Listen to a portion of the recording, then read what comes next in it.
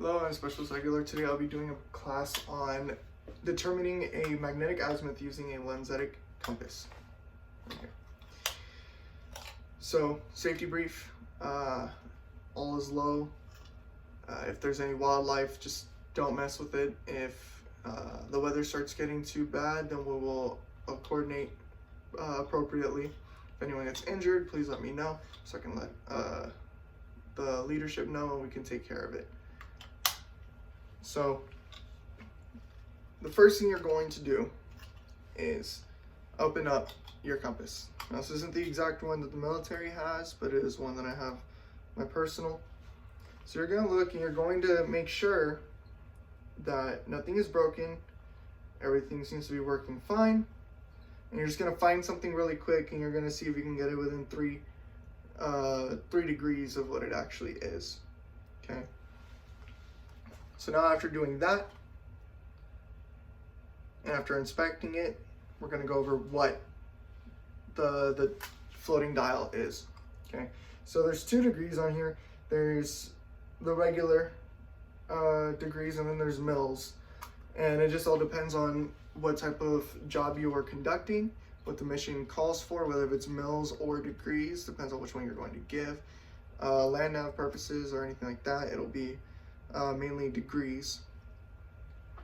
So something to note about the floating dial is that there are a lot of things that can intercept it from actually being accurate.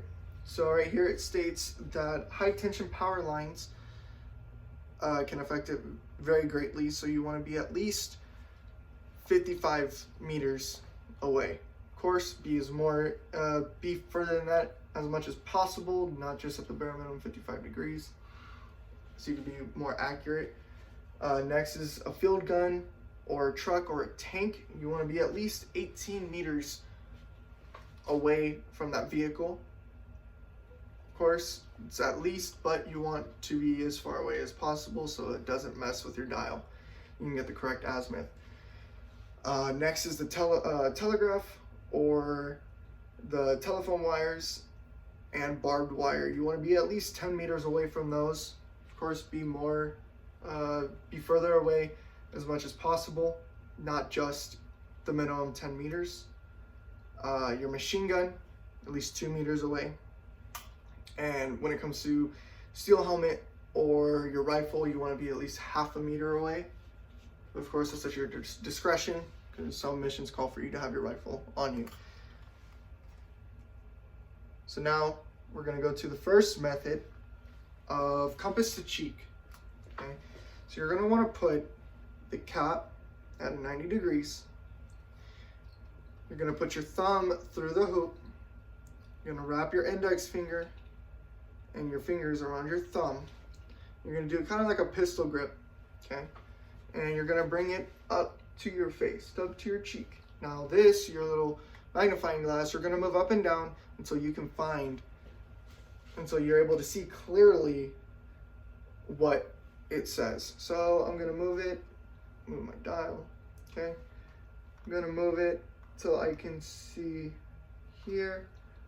All right, so I'm able to see right here, and by facing in this direction, I'm about 49 to 50 degrees west. All right, so finding that azimuth, you're going to end up using this right here. This right here is a wire. You're going to use it to align to something, a tree, a notable terrain feature. You're going to find it. You're going to look, okay, so I have it aligned right there. Now I'm going to look into my dial, and I'm going to see that that is about 49 to 50 degrees west. Now you're going to hold it with both hands, and it's very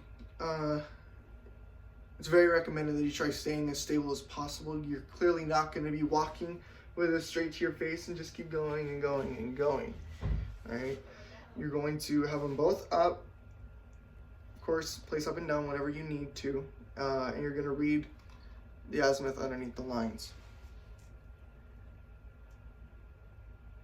now actually reading in azimuth. So the thumb to cheek is the fastest and easiest way to find your azimuth. It's a lot better than a center hold position, which we will be going into.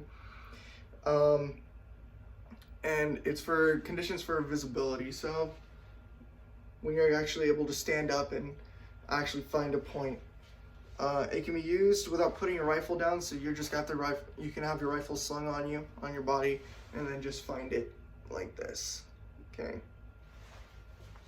Next, we'll be going over the center hold technique. So the center hold technique has nothing to do with your magnifying glass. You're just going to push this back all the way up, and you're going to put your cap all the way down. You're just going. It's the way to find your azimuth is between in the range of 10 degrees. Okay. So as long as you're at least 10 degrees in, you should be okay. Now, of course, same thing. With this technique, still having your thumb through the hoop, you're going to have your index finger extended, and it's still the pistol grip. Okay. So I'm going to look center of my body like this. Okay. You're going to look. All right. So in this direction, I am between 46 and 48 degrees west. Okay. And with this, you want to make sure when you're walking and you're going to that point, that every 50 to 100 meters that you stop and you look down and try to readjust if need be, if you're still going the correct path that you need to. All right. Now, best way, just like when you're shooting a rifle, you're gonna have your shoulders, your elbows into your sides. As it is the center hold, you're going to hold to the center of your body. You're just going to find it. Okay.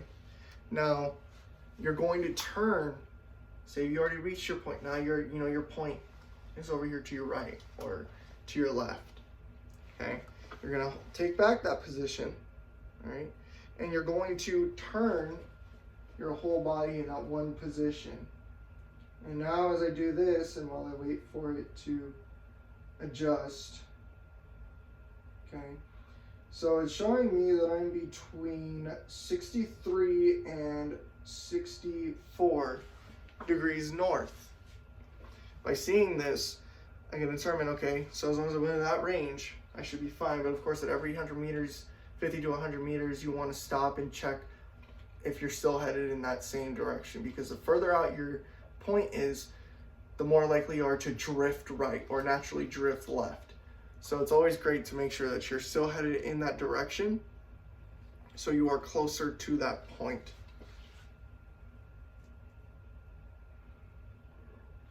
So now you guys are going to conduct it.